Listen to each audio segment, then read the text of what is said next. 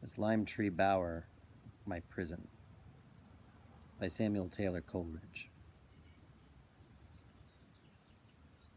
Well, they are gone, and here must I remain, this lime tree bower, my prison. I have lost beauties and feelings such as would have been most sweet to my remembrance, even when age had dimmed mine eyes to blindness. They, meanwhile, friends, whom I never more may meet again, on springy heath, along the hilltop edge, wander in gladness, and wind down perchance to that still roaring dell of which I told.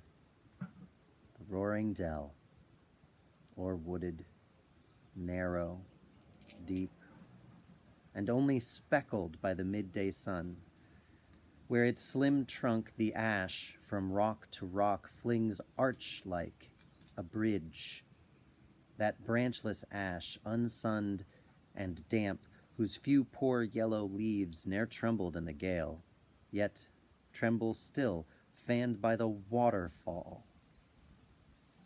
And there, my friends, behold the dark green file of long, lank weeds that all at once, a most fantastic sight, still nod and drip beneath the dripping edge of the blue clay stone.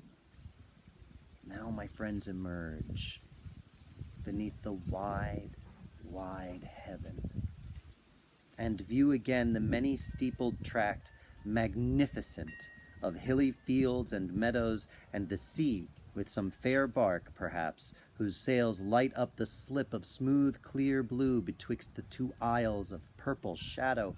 Yes, they wander on in gladness all, but thou, methinks, most glad, my gentle-hearted Charles.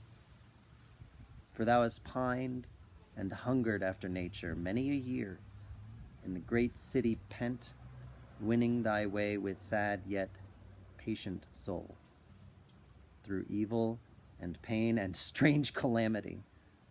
Ah, slowly sink behind the western ridge, thou glorious sun. Shine in the slant beams of the sinking orb, ye purple heath flowers. Richlier burn, ye clouds.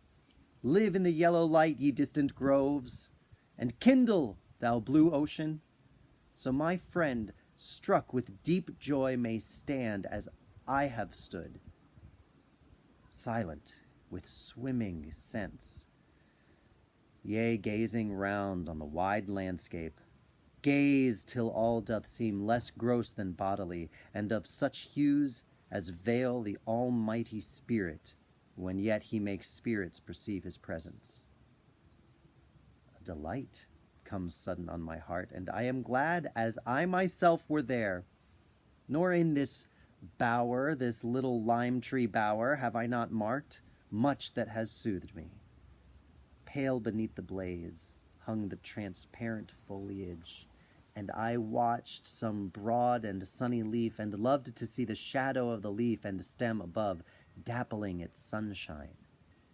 And that walnut tree was richly tinged, and a deep radiance lay full on the ancient ivy, which usurps those fronting elms, and now with blackest mass makes their dark branches gleam a lighter hue through the late twilight. And though now the bat wheels silent by, and not a swallow twitters, yet still the solitary humble bee sings in the bean flower. Henceforth I shall know that nature ne'er deserts the wise and pure. No plot so narrow be but nature there. No waste so vacant but may well employ each faculty of sense, and keep the heart awake to love and beauty. And sometimes 'tis well to be bereft of promised good, that we may lift the soul and contemplate with lively joy the joys we cannot share. My gentle-hearted Charles, when the last rook beat its straight path along the dusky air homewards, I blessed it, deeming its black wing, now a dim speck, now vanishing in light, had crossed the mighty orb's dilated glory, while thou stoodst gazing. Or when all was still, flew creaking o'er thy head, and had a charm for thee, my gentle-hearted Charles, to whom no sound is dissonant which tells of life.